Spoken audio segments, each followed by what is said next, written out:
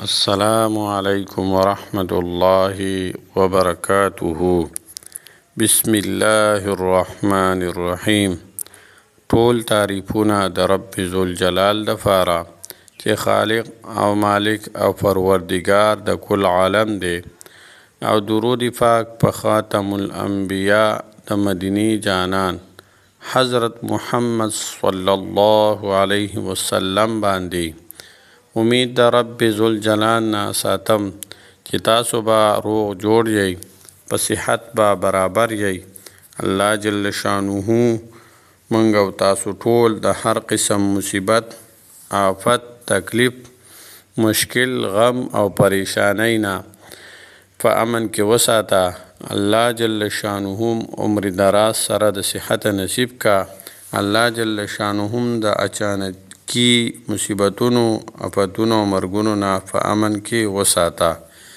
ما نن ستاسو دپاره د مبارک ورځې مبارک عمل راوړی دی چې د دې په کولو سره به الله جل شانه زمونږ یعنې ستاسو چې څوک وظیفه کوي د هغوی ګناهونه هم معاف کیږي او د هغوی د والدینو ګناهونه به معاف کیږي، ځکه چې د دې په کولو کې دغه یو فایده ده چې د مور پلار یعنی د والدینو ګناهونه به هم پکې معاف کیږي.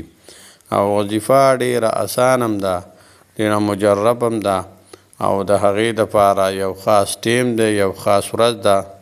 هغه وظیفې دپاره چې کومه ورځ ده هغه جمعه مبارکه ورځ ده، او خاص ټیم د هغې دپاره دا دی چې د جمعې مبارکې ورځې د جمعې د مونځ نه بعد، یعنی د جمعې مونځ چې څنګه ادا کړئ د هغې نه بعد دا وظیفه فورا کول دي. او دا ډیره اسانه وظیفه ده. طریقه یې دا ده چې اول به بسم الله الرحمن الرحیم ووایئ، بیا به د هغې نه پس 3 ځله وي که 15 ځله وي او که 7 ځله وي. دا به درود شریف وای. هر یو درود چې وي بهتر او افضل چې کم دی هغه درود ابراهیمی دی، کم درود شریف چې په مانځه کې لوستلی کیږي. نو بیا به که 3 ځله وي که 15 ځله وي که 7 ځله وي دغه به ووایي.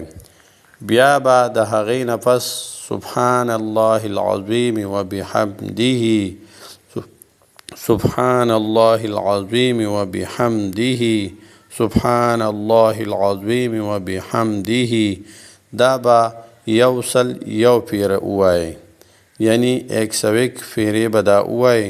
بیا به د هغې نه پس درود ابراهیمی وي او که نور درودونه وي هغه به بیا 3 ځله وي، 15 ځله وي یا 7 ځله وي، دا به ووایئ. بیا به د الله جل شانه نه دعا وغواړئ. نو په دې عمل باندې، په دې وظیفه باندې به ستاسو دعاګانې هم قبلیږي، ستاسو مشکلات به هم ورسره حل کیږي، او ستاسو حاجات به هم پوره کیږي، او ستاسو ګناهونه یعنی په دې وظیفې په کولو سره 1,00,000 ګناهونه هغه انسان ته معاف کیږي کوم سړی چې دا وظیفه کوي، او 40,000 ګناهونه 24,000 ګناهونه دا به د والدینو ته یعنی مور او پلار ته معاف کیږي.